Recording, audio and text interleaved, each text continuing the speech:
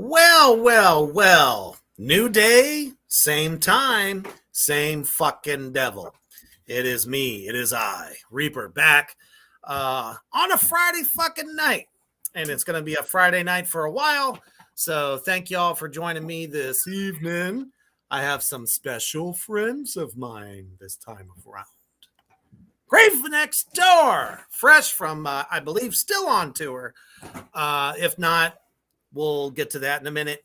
I'm just assuming so because you guys have been so busy. How y'all doing tonight? We're doing great. Thanks for having us on, Reaper. Yeah, thanks. Fuck yeah. Always wanted to. Finally got the opportunity. All right. But before we get into our interview this evening, we're going to take a quick commercial from our sponsor at Royal 10 Clothing.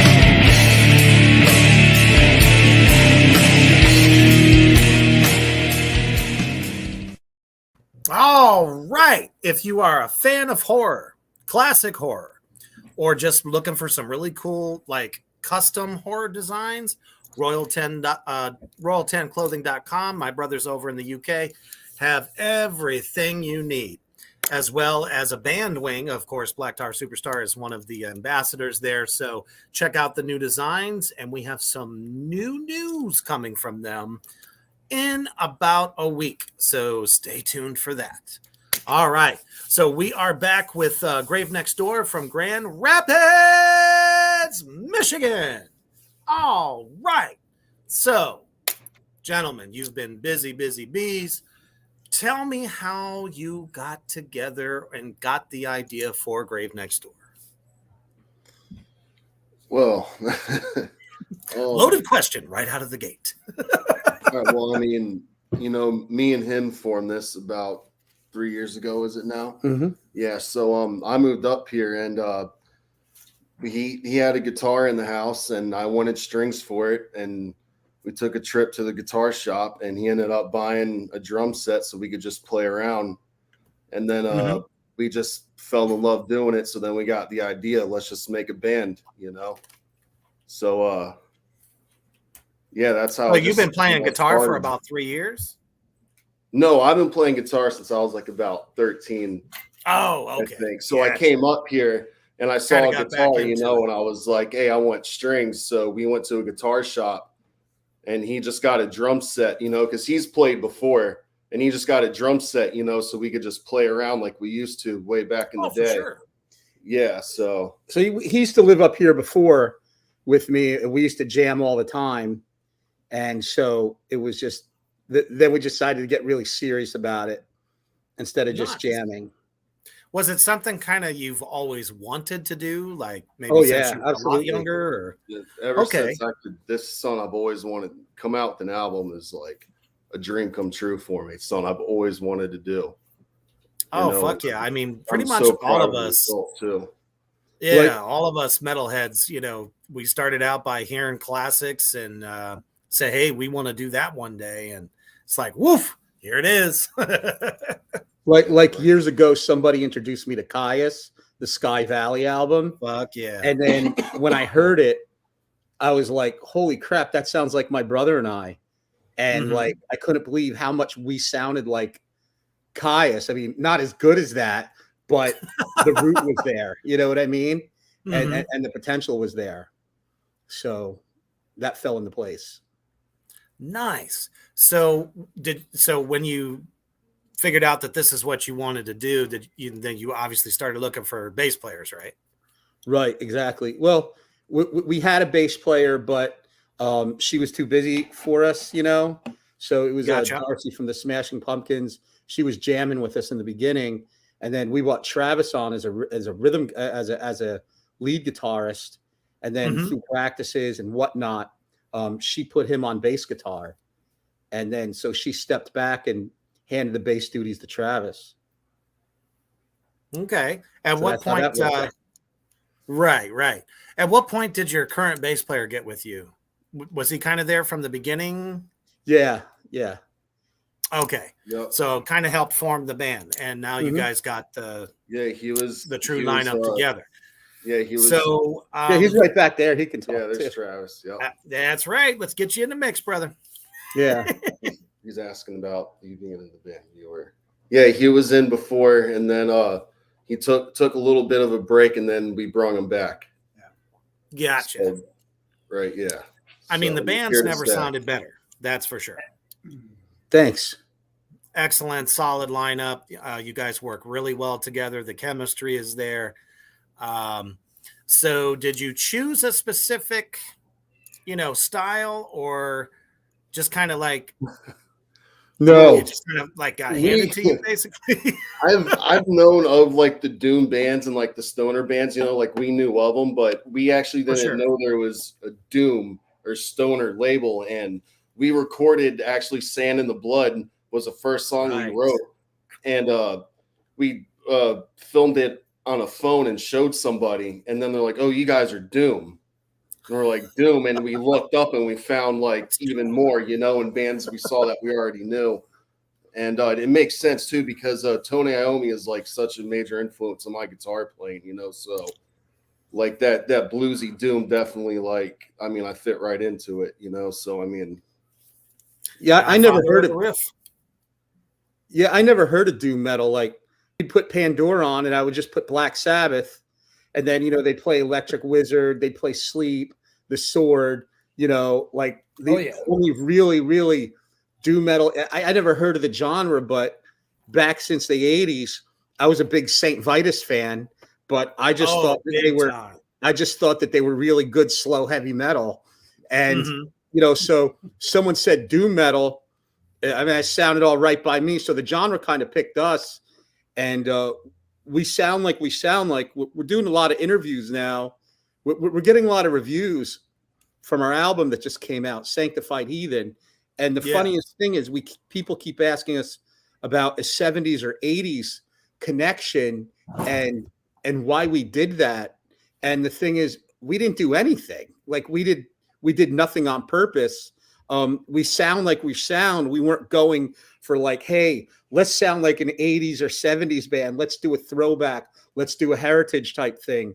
And it's just it is what it is, and it formulated and populated that groove, that genre, that thing. I mean, we're not really into being locked into a genre, nor do we want to be. We don't want to limit ourselves creatively or audience by any amount. But I mean, we love the doom community. And the best in the world. Getting invited to places like Maryland Doomfest 2 years in a row is an honor for us, and the Doom community is awesome. I mean, I wouldn't want to divorce ourselves from them, but we didn't try to go and say, oh, we're going to make a doom metal song. It's going to sound like this, have this tempo, have these riffs. Most definitely. Yeah. It's also kind of a unique realm of fans as well, because what they think is all one thing is actually a bunch of different stuff. And the fact that, bands like you, Black Tar, Pure Sonic Outcast, a few others, all kind of like hit that vein of a little bit of everything that everybody likes, but yet it's still original. Right. And I hate labels. I hate labels when it comes to subgenres and this, that, oh, you're this. And then they come up with, they stick the word new in front of it. I'm just waiting for them to go new doom metal. And the moment they do that, I'm just going to like hang myself. I think that's when things jump the shark, is when they when they try to say, "Oh, this is the new this, the new that," and they Oh, add some kind of panache or twist it's to it. still all the same stuff. It's the same Yeah. shit, just differently. Different feels, different tones. I always kind of refer to music as painting because you never know just exactly what you're going to get. But we have so many influences. We share all basically the same influences, and it bleeds through. So there could be one song that, like you said, sounds like Caius or Sabbath, Candlemass, Corrosion of Conformity, which everyone forgets about, the stoner metal band of the universe. So all these influences are going to come out, and it's pretty evident, especially on Sanctified Heathen. I'm in your Bandcamp here, so just so you know, if we can get that up on the screen, what their Bandcamp is, it's gravenextdoor.bandcamp.com, so that all of you out there in Three Witches Land that are watching and Reaper Legions, you must go and check them out if you have not. So we'll get that up on the screen here, hopefully in a minute. Let's talk about Nuclear Winter.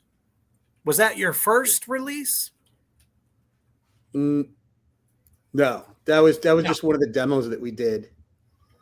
Gotcha. Okay. Because it's up here. So tell us a little bit about it. Well, so Anthony writes this riff, right? And he comes up with this riff, and it starts off with this chunky, like slow riff that's going. And then I was like, look, come in with like some kind of like solo type thing, but make it really, really sad. I want you to picture people walking around in like, it's 2 weeks after the bomb dropped, and they're walking around. The fallout is falling. Everything's devastated. Kind of like, it looks like what's over in the Ukraine right now, right? Yeah. Like that's what I had in my mind. And so when I was a kid, because I'm an older guy, they had movies on TVs like Threads, The Day After, and I was, it was the Cold War was going on. So I was horrified of nuclear war. My biggest fear was I'd be on the football field at practice because I was a football player, and that my helmet would get melted on my head from a nuclear bomb. So I kept on having these nightmares. That would make one hell of a horror movie right there. Yeah. So no more Toxic Avenger. Right. It'll be Helmet Head. Right. So I was a guitarist in like all kinds of punk bands and stuff when I was a kid. Nice. And I had written almost an identical riff, not like the solo. I can't do that, what he does. But the riff, I wrote almost an identical riff to Nuclear Winter, and I called it Nuclear Winter. So when he wrote it, I go, oh my God, I wrote that like, a million years ago. That's Nuclear Winter. But he took it to the next level because he's a way better guitarist than I am, different type of guitarist. And the song's really sad. And one thing, and I know we're not supposed to talk about politics, and again, we're not a political band, but with the things that are going on in the world right now, I was worried that the song Nuclear Winter, that the definition itself might be lost upon this generation, and it would have no relevance whatsoever in today's society. And all I'm going to say is I was wrong. I think it's relevant now. Well, I mean, you could even go at it from Black Sabbath's Children of the Grave. I think that song is still super relevant to this day. Oh yeah. Probably more than ever, honestly. Because you got to think about, the 70s and when that song was written, and everything that was going on around that time. So it almost just kind of crosses almost every decade in history, if you think about it. Yeah. True. I could really easily get into the solo of that song because I was getting broken into Living in the Winter up here in Michigan, and that song was written right in the middle of January during a bad blizzard. And he's saying, think of something real sad. And I just missed back home in the sunshine and the beach. And then I'm looking out the window and I see the snow and it's just so cold. And so I kind of interpreted that. Yeah, it was. But yeah, it was the outside really helped write it too, So I mean, sure, it was definitely Kind of a set the good stage feel. for it, the tone. Yeah, And I had some sadness to feel to go with it. So so it shows you how even though in the same band it can have two different meanings. One, his missing home and the great weather, mine meaning it's an apocalyptic thing to it. And and there's no words to go with that song because it's all about the feeling. And it's kind of like Flight of the Valkyries by Wagner. You wouldn't put words to that, so we're not putting words to this. It stands alone and it's perfect as it is. So no lyrics. Absolutely, it's a great instrumental, and it kicks. So I've seen it firsthand since you guys played on our tour last summer, Right?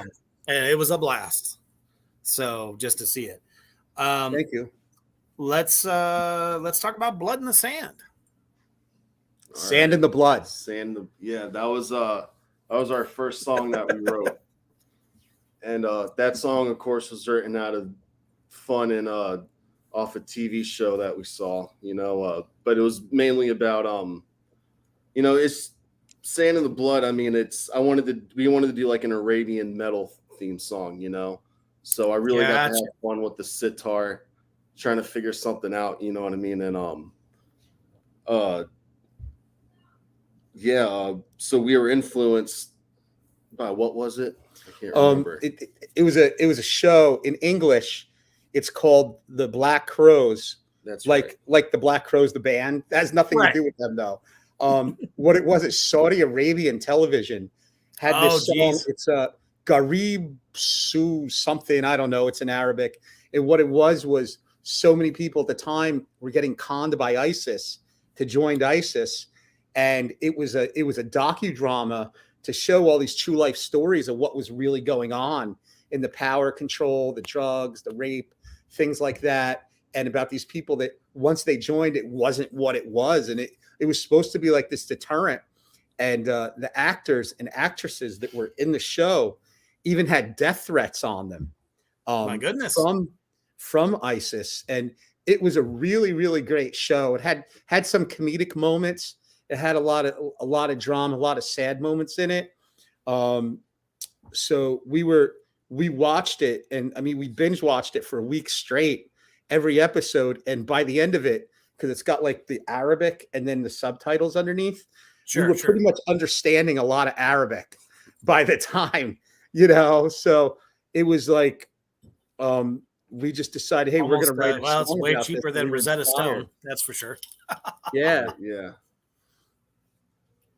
Awesome. So definitely fun to write a little Arabic scale to fit the song too. It's very different. The Beatles collaborated with Ravi Shankar back in the day, who was kind of like a sitar genius. So it definitely lends a new tonal scape.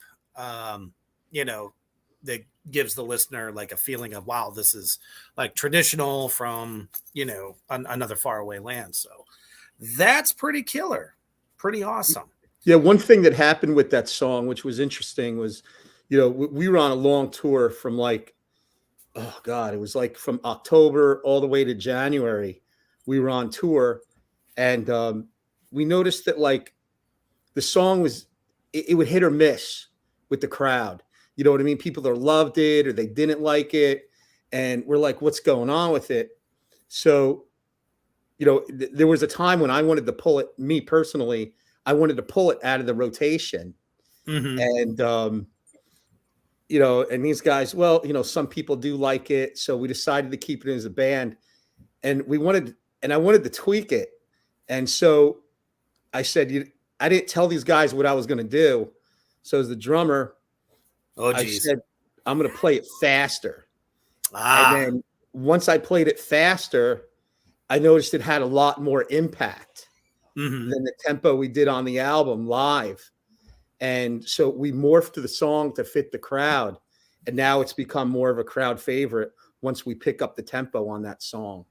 So, that's awesome. That's just a weird thing that we found. Like it gave life to it just by changing the tempo, maybe 5 BPM, 7 BPM. Absolutely. And that's one of the best things about playing live is, I mean, it's your stuff. If you want to put a different spin on it, if you're feeling it, the band's feeling it, and everybody knows where each other's going. I mean, fuck, Zeppelin would start on one song, go for like 45 minutes, and then finally finish the damn thing. So, I mean, that's one of the beauties of it. And you guys hit the mark, you know. Now, the when crowd, you were... Oh, go ahead. The crowd is the acid test. And, right. But the problem is you don't have the same crowd every night. Oh, you know that's what I for mean? damn sure. So it's like you just got to gauge it, you know. And I think For that's sure. where the mastery of playing live is. Oh, most definitely. I've never played in front of the same crowd twice. Yeah. We have. Well, we went to Maryland Doomfest and we slid in as an early opener at nice. the venue across the street. Headliner didn't show up because of COVID. And we were asked to go ahead and headline that night. So we got to play the festival twice, not only as an opener, but as the headliner. And from what we understand, we're one of the first bands to ever do that at a festival, any festival. And we were very honored to do that. I'll tell you what. Yeah. And that's like, I tell you what, out of a lot of the festivals we played, Maryland Doomfest is top notch. JB Matson, for sure. I've heard nothing but those guys about it. The festival they put on was amazing, and we're invited back. So we're like really, really psyched. Oh, hell yeah. So when you guys were in the early stages, you know, just starting to get things going, like you dropped a few demos and stuff. So did you guys go basically on tour? You know, you just put it together and did it before Black Doomba? You want to answer this? What'd you say? Yeah, Did you guys kind of put it together yourselves? Before Black Doomba, as soon as we started, you know what I mean? It's like first we did open mic nights, like when we first very started, you know, was when it was me and him, we did open mic nights. And Travis too. Yeah. And then we got more of a sound going, you know what I mean? Then we started our first paid gig was actually in New Jersey in Bayonne. Oh shit. Fire and the Components. And so we actually went out there all the way for our first show. And we came back, you know, talk and about a tough crowd. Our social media built up. We made more connections, you know, right. And next thing you know, we had all right, we know this state, people in this state, and we set up a tour and we went out. And we went out all the way out to from here to Connecticut and back on those places. So we had our first festival was Monster Mosh in Sedalia, really great music scene. And it's a Halloween festival they run every year. I don't think they ran it last year. Sick. But we got invited out there. And so it was like those first shows, you know, were compared to now. Like we look at them, they were really rough. You know, like we were really into the open mic night circuit. And then right away, we were asking, they're like, hey, would you guys mind playing? We'll give you your own night. And we're like, yeah, like that would be really cool. I mean, I remember like this guy flew out from California. Travis was living in California at the time. And holy shit. We hit that's a hell of a track. We loaded up. So check this out. I have this little Audi A4, right? We had a drum set, all our gear. We loaded everything into an Audi A4. He was buried in the back with the gear. And we were driving around in a snowstorm. Hit 4 mic nights, open mic nights in one night in the Grand Rapids area. It was called the Open Mic Night Tour. Yeah, and it was like we were going from one bar to another, just hitting it. And this was like 3 nights in it. I mean, the guy only played with us for like a day and a half, and we forced him to go up on stage. It was like total sink or swim. And he wasn't even our bass player at the time. He was a rhythm lead guitarist, whatever. Sure. Yeah. And so it was like, it was insane to think we could even pull this off, but we did. Total trial by fire. Well, I mean, and that's kind of the true testament to a band that's like really trying to force people to hear your stuff. It's kind of like the old days, you know, bands like Van Halen, before Van Halen ever got a record deal. they'd set up parties. They'd play all the party scene at people's houses. Even if they played the same, 5, 6, 7 clubs, they'd play them constantly. And if they couldn't get booked, they'd set up shop somewhere and just fucking rock, just to get the name out and the sound out. So that's a true testament in this digital world where, mostly everybody's just promoting online. The marketing as well as I do. So you guys were able to get going just by putting foot to pavement and foot to ass. Well, I mean, that's really what happened. And well, I we mean, made that's no incredible. excuses. We made no excuses for And ourselves. we wanted it For sure. So many bands that they put so many obstacles up before them, and they don't have the will to go out and play, whether they're ready or not. You're never going to be ready. You're There's no never going such to be thing. ready. Unless you're doing a gimmick. If you're doing a gimmick, then, Yeah. it's got to come off, Yeah, no. but how long is a gimmick going to last? What are you going to be, the Island Boys? You know what I mean? See, But I mean, you just mentioned house shows. Honestly, I think that the metal scene needs more house shows. I would rather be doing house shows every weekend than a bar or a club, Mhm. because I believe it's more intimate. You're playing to more people. People don't have the pressure of going out. You don't have the pressure of getting on stage, getting off stage quick. no hotel room. And I think there's more magic to a house show than there is a dive bar or a club. That's my personal opinion. real quick shout out to Kelly Garcia, the Queen of the South, in the house, as well as Black Tar Superstar guitarist, the Death Slinger, is also watching. Thank you all for being a part of this. Hey, Kelly, What's House up? shows are where the magic is at. So we I did do a believe- house show at Kelly's y'all house. did one there at the compound. Yep. Is that right? Yep. Tell me That was about on that our, experience. COVID tour. How was that experience? That was pretty fun. What, Kelly's house or Oh, the COVID yeah. tour? Yeah, no, it was a great time. She's great people. Absolutely. Yeah, we got to play. We played really loud. We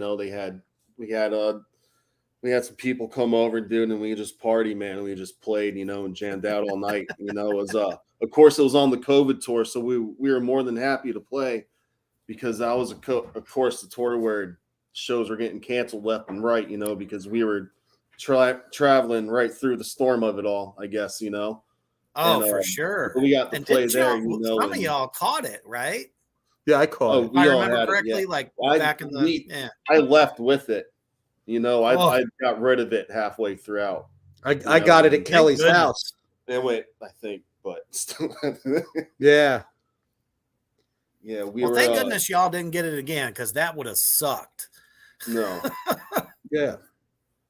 That was a rough time for everybody. But I believe that's actually when I personally met you guys the first time online. Yep. Oh, yeah. I mean, we were just all fucking, what do we do? We got nowhere to play. Yeah. Well, it was really great for like groups like I mean, I think the scene really owes Heather Lawson and Andrew Davies a lot. If it wasn't for them, we'd all be Happy dead. Hour with Heather and Guest. Yes. I mean, she carried the scene. Both of them. Mhm. They worked on that. She together. really did. She gave us a stage when we didn't have one. Oh yeah, and we'll be forever grateful to her for that. It's people like Kelly, like Heather, like Andrew that they could never be repaid for what they did during that time.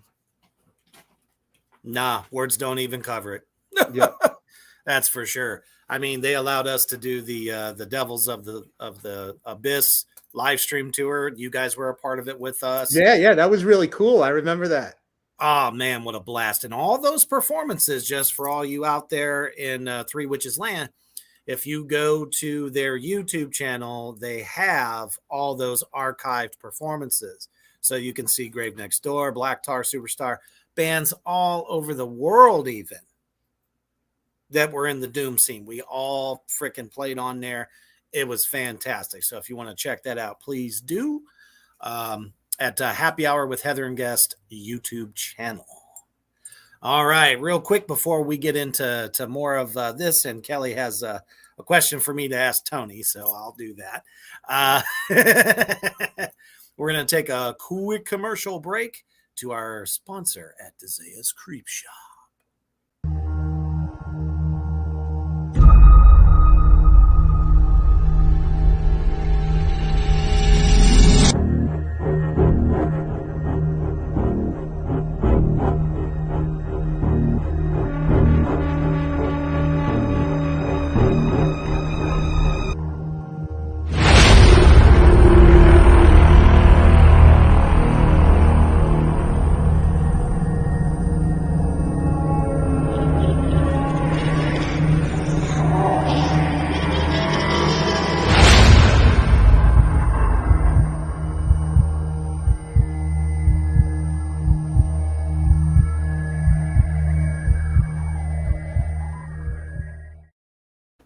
Holy shit.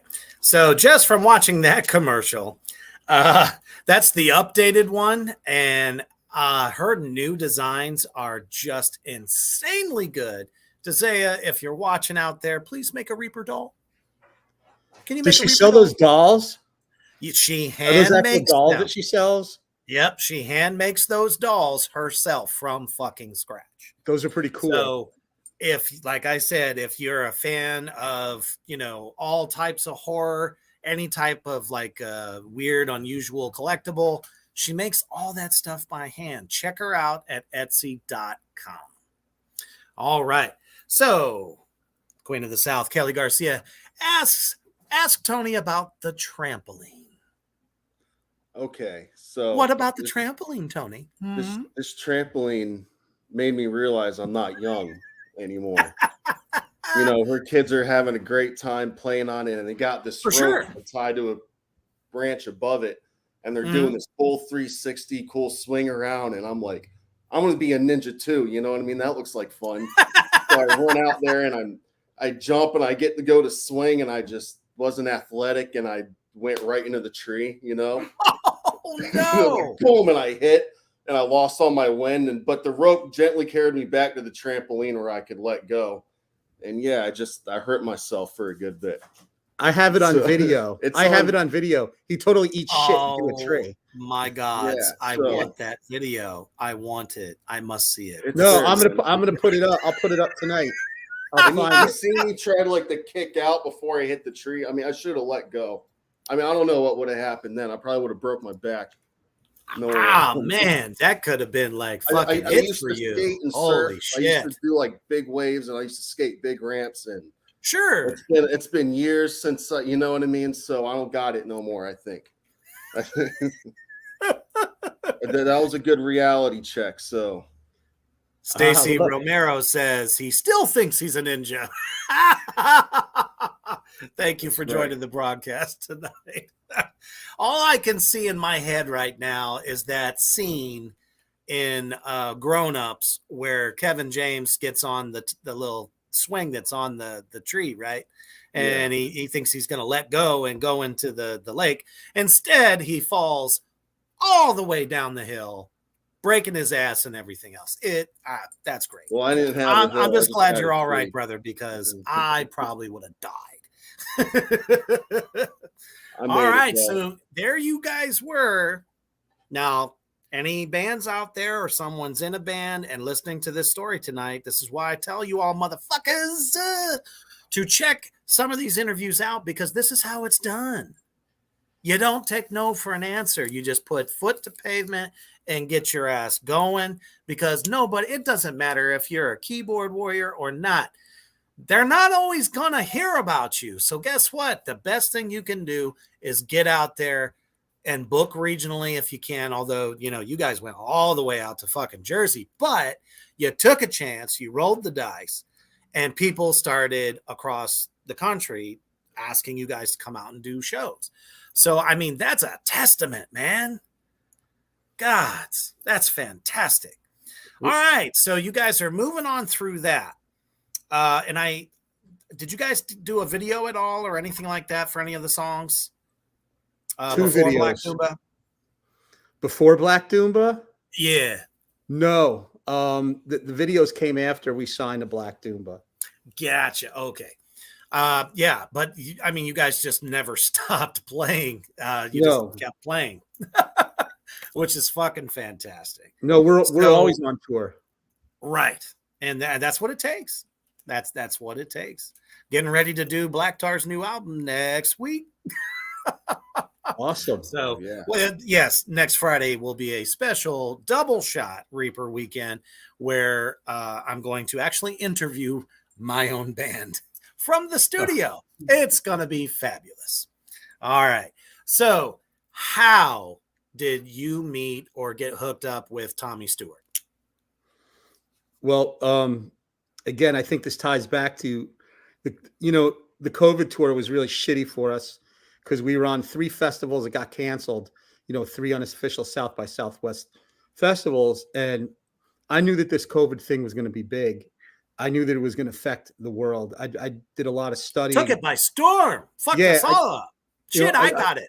Yeah. So I did a lot of studying. Oof. And I decided that I contacted Jesse May from Alternative Control. And I go, Jesse, I want to write about the experience of touring during COVID. Can I write for Alternative Control? So I went ahead and I wrote these articles, a daily log of how everything was getting shut down, what we were experiencing, what we were seeing. And that's when Tommy was aware of what we were doing. And at the same time, these venues kept on hearing about this band that wouldn't cancel. All the other bands were canceling, and the venue's like, well, as long as these Grave Next Door guys show up, we're going to keep it on for them. These guys don't want to seem to come off the road. So we started getting this reputation in the industry overnight. And Tommy had read about it, and we were in some of these challenges and classes with DeWar PR and Matt Bacon, Dropout Media. And Matt Bacon. We had made friends through there. Mm-hmm. And so that's when Tommy, he had listened to our music, and he had asked me, he says, I'm looking for a touring drummer. Would you like to tour for Tommy Stewart's Direwolf? I'll send you the songs.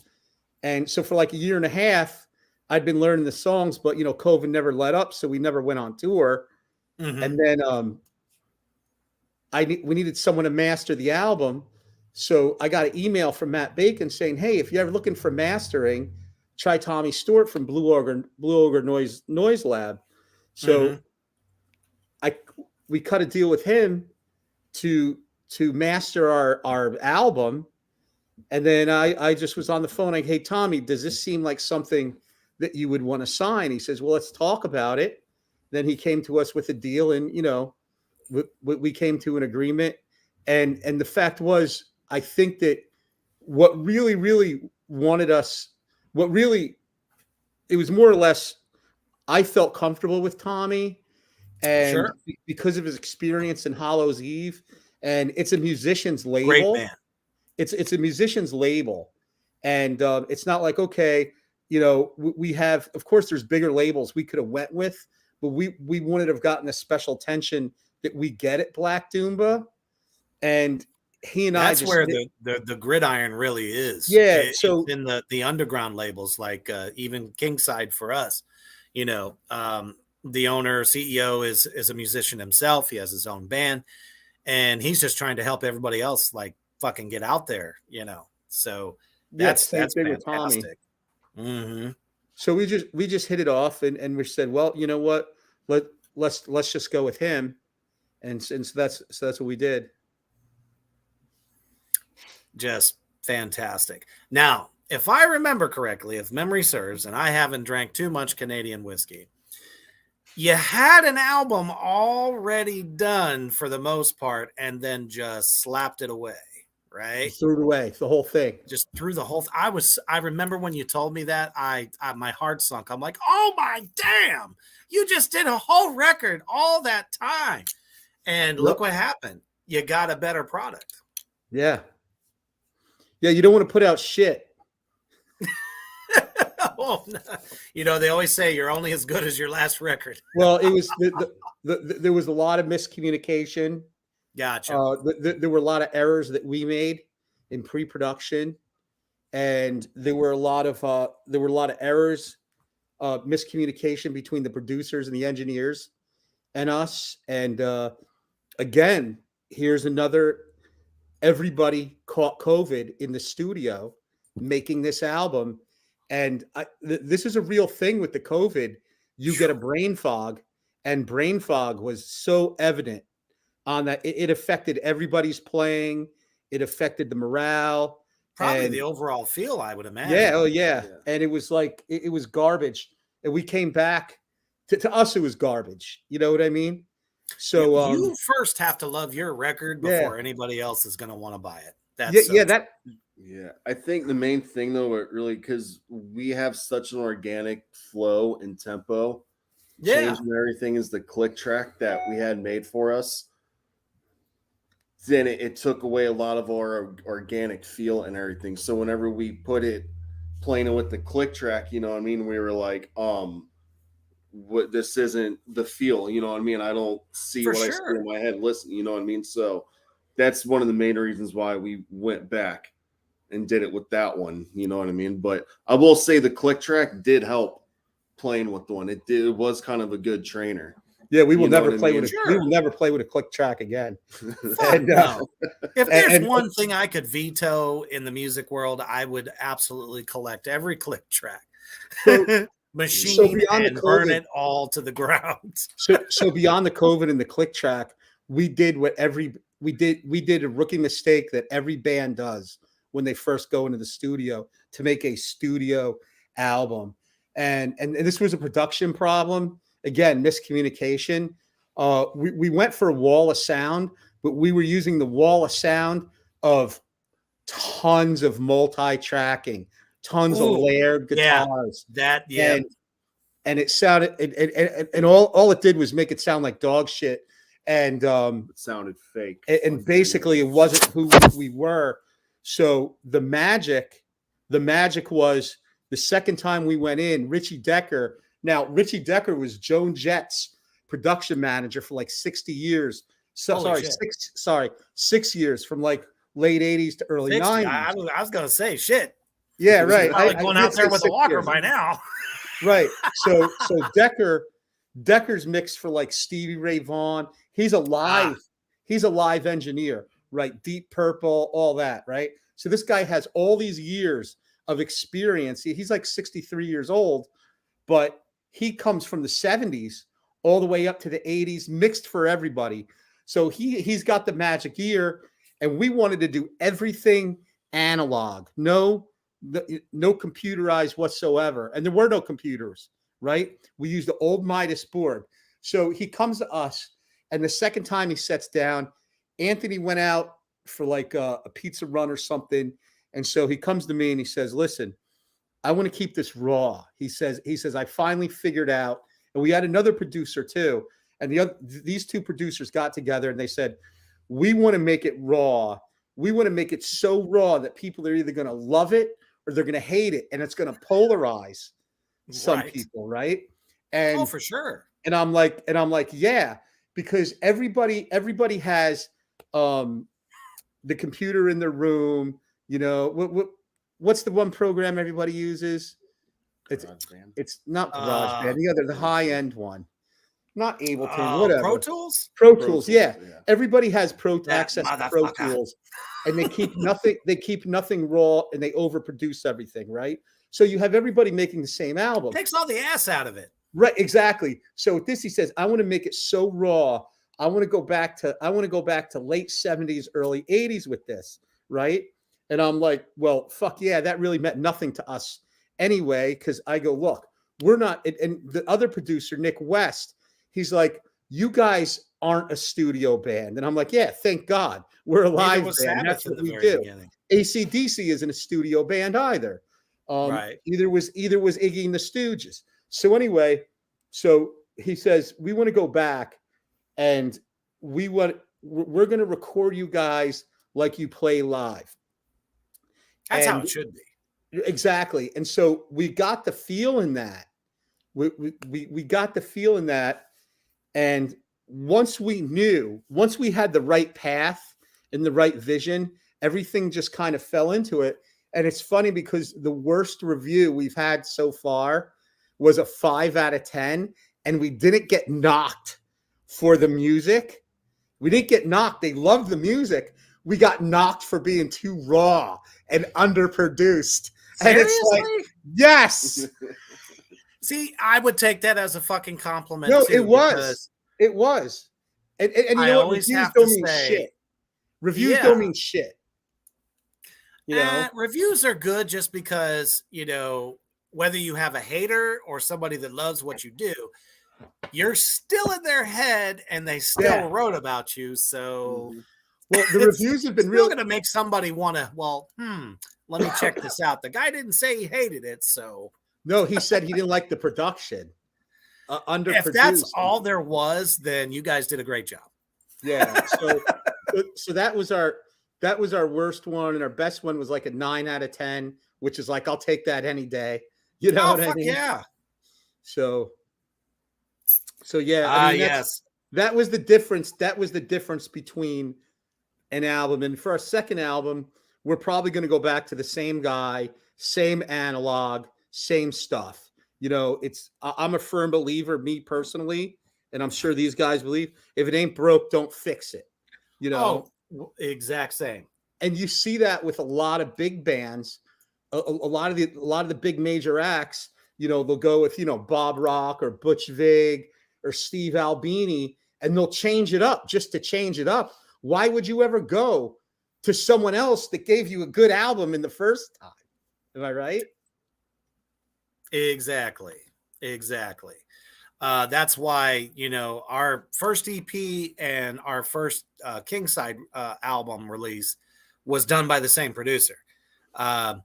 We're taking a leap of faith, though, with a different producer this time, but it's the same studio. So we're just kind of taking it, you know, shaping the sound, maturing it a little bit, but not going to lose that raw feel. And that's what it takes. I always reference that first Black Sabbath record. Everybody I've ever talked to, young or old, says the first one was horrible. I said, you're fucking kidding me. It's still a classic to this day. I mean, the thing is multi-platinum. And there's a reason for it. They're fucking blood, sweat, and tears and heart. You can hear it. Especially if you get the vinyl version. So, you know, a rawer sound is always going to be better than something overproduced and just horrible. And I got to say, the artwork for your album is kick fucking ass. I absolutely love that. Whose idea was that, by the way? There it is. Look at that. Well, Here's the album. Sexy. Trying to show I'm not a good. Nope, There we you go. got it. So, It's right there. Yup, Now, there it whose is, idea people. was that? well, we were doing a show at our favorite place, probably yours too, the Buzzbin in Ohio. You know, where Ha, we played My with you home guys away like from twice home. already. So we were at the Absolutely. Buzzbin, and it was for the split release party between Night Goat and Ghost Hello. Yeah. And Hell of a show. and I looked at the split for that, and it was a woman in the mirror, and she's putting lipstick on, and Right. in the reflection was a skeleton, and just the way Will's art had that kind of Ray Pettibon, you know, Black Flag type like thing, you know, that like with the cartoon drawing For sure. artwork. I knew that he was our guy. Now, we had originally had David Paul Seymour do an album cover for us Oh, wow. for Sanctified Heathen, and nothing to take away from David Paul Seymour. I still have that album cover. You know, we still own it. We could use it for something else Could at be a another t-shirt. time. What? It could be a But- t-shirt. Yeah, but when I saw that, so my idea was when I knew that we should call the album Sanctified Heathen and go with that title track, because I believe that had legs, because it was chosen as the it was chosen as the theme song, the intro song for A Fistful of Faithful with Andrew yeah. Davies. Mhm. I mean, we got so much mileage off that. People were familiar with it. So I was like, hey, why don't we call it Sanctified Heathen? So Sanctified Heathen is about, coming back from drugs, coming back from addiction. So I Right. wanted to show like a 1960s scene, 1970s hotel room, strung out girls, like the whole like femme fatale, broken doll type thing. They're strung out in the hotel on drugs. I mean, you got one on the bed, one in the toilet, getting sick and everything. And so that's why it was like, I wanted that era, to go back into that feel. I believe in it's doom something metal. everybody can relate to. Yeah, I just didn't want it to look like every other thing in our genre with a wizard or an elf or like, you know what I mean? Some kind of like gargoyle thing or something. It just, we wanted something different. You know what I mean? Not to knock that, but I just felt like it was different and it made an impact for the song Sanctified Heathen. Oh, absolutely. When we did the cover art for the Black Flame, we actually had Chris Bentley from the Buzzbin do that cover. Amazing artist. And he's fucking sick as shit, man. And he's like, all I did was close my eyes and listen to the tracks. And what came out is basically what he could see in his head just by listening to our stuff. So it's earthier, but dark, but nothing like you see on a lot of those Doom covers. Like you said, it's either psychedelia to like the nth degree with like a wizard or, I don't know, animal, fucking antlers, all that shit. There was like a Wendigo in the background of our cover that most people didn't even see, which is crazy because, he did it as kind of like a montage almost. So, I mean, this is great because nobody else in the scene really would come up with that idea. And I think that's why it pops so good and it's doing well. Now, also on your Bandcamp, just for those, listening out there in Three Witches Land, Reaper Legions, do you have any other merch besides just the album right now? Or is it basically they can buy it when you're on tour kind of thing? We have all kinds of merch on there. We have t-shirts. We have beanies. We have beanies. We have a drumstick line through Collision Drumsticks, who I'm endorsed by, and they've got our like Ravens Grave Next Door logo. Awesome. They're black. It's black with silver. You can go in there and get geared up. Yeah, we've got more t-shirts than most bands at our level. You know what I mean? At one point, we had more shirts than songs. Yeah. And then we just they're so cool to make, though. For sure, they're fun. You Oh, see something that you think people will want to wear, and the next thing you know, boom, boom, boom. They help, man. They help get by. We just ordered. I just ordered those little Toke Mage boxes. Nice. They're going to be done in cherry with purple lettering on them. I just ordered them this week. So we're going to be getting those. We're gearing up. We're down for about a month and a half right now, just working on stuff because we've been on tour forever. Right. And there does come a time when you got to come off the road and recharge and work on music. You can't burn yourself out on the road. I think we tour too much, almost to a fault, but we're going to be gearing up for something special. Probably this spring, summer, and fall is going to be pretty grueling, and we're going to be planning that. I know the feeling, in the next couple months, because we plan 6 months out. There's a calm before the storm. You have to, but we also have to write songs too. I mean, now that our album just dropped on May 18th. We just got the CDs a few days ago. Vinyl is coming in September because the whole world's waiting on vinyl, and I think it's going to be longer now because in the business. I think it's going to be longer now because all that vinyl comes out of Czechoslovakia, which is not too far from Ukraine. And if people don't think that that's going to affect it, they're dead wrong. You know what I mean? Right. Because It's taking forever to get the vinyl out. Yes. But, I mean, we're not even close. We're not even close to even thinking about the next album yet. It's time to support this one on the road and get this album out there. Hell yeah. Absolutely.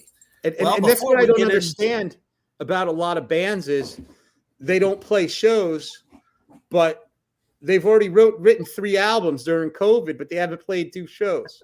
And it just blows my mind because we refine these songs on the road. I mean, I would rather, in hindsight, any good band is going to tell you that they would rather come off a long tour like we did and do the album now, and it would be 1,000 times sharper. Don't you guys agree if we were to redo this album right now? Yeah. It's because, your songs so fucking well. Oh, yeah. That it's like, man, if we could capture that. Yeah, I know. But you can't. You did what you did. You pulled the trigger. You move on. Most def. Before we get into the final thoughts, check out all the awesome merch that we have here at Three Witches Entertainment.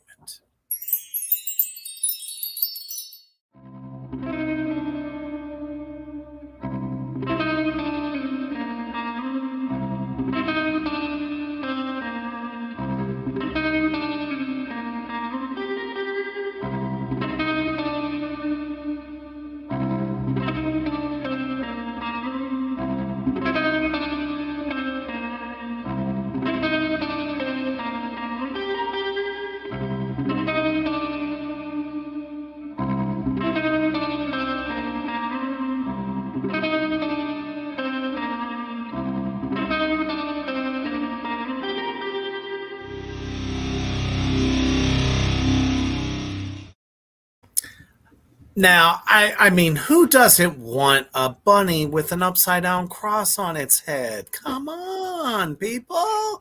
Listen, we do this for you. Without you, there would be no us. So if you enjoy all of the awesome programming on Three Witches Entertainment, help support just a little bit. Just a little bit goes a long way. All right. And we also have to run one more. I forgot. Because I was just loving our conversation so much.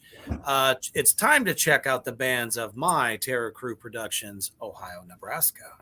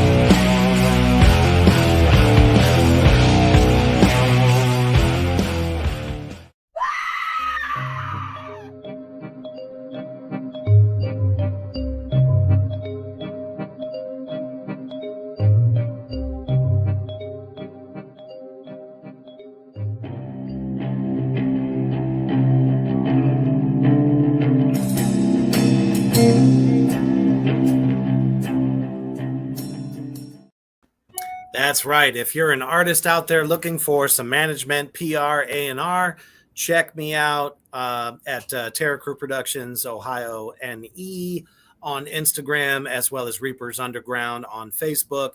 get at me. If you think you have what it takes to come to the next level, check me out. Send me an email with all your stuff, and I will definitely check it out at reaper@terracrewproductions.com. All right. So in our final thoughts, what would you like to say to everyone out there in Three Witches Land that has been watching this interview tonight? I want to say thank you for watching and caring and listening to our crazy stories that we got.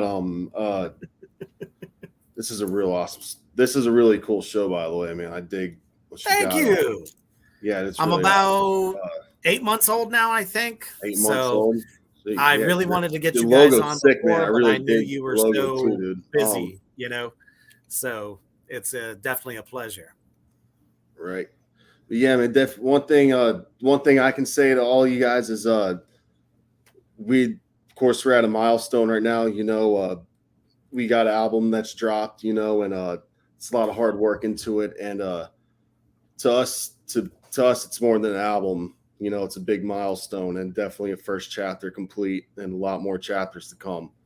You know what I mean? Like, we're going to keep going, like the music writing is going for sure, and we're going to be touring. You're going to hear a lot from us. You know what I mean? These are still the beginning stages.